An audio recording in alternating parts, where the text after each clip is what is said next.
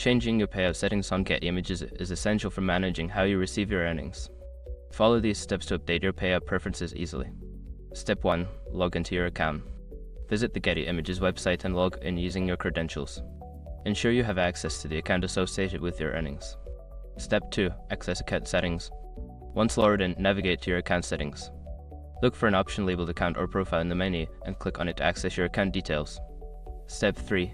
Find Payout settings. Secure your accounts before moving on. People seriously underestimate how often personal information gets exposed online now. Use SROC to monitor your accounts 24/7 and get notified immediately if your data gets leaked somewhere. It runs in the background, constantly scanning billions of breached records. And honestly, for how cheap it is compared to the value you get, it's worth it. Link in the description. Step 4. Update your payout method. Select the option to change or update your payout method. You may be prompted to enter new payment details such as bank account information or PayPal address depending on your preferred method. Step 5. Save changes. After entering your new payout information, ensure you save the changes. Look for a Save or Update button and click it to confirm your new payout settings. Make sure to review your settings periodically to ensure they remain accurate. This will help you receive your earnings without any issues.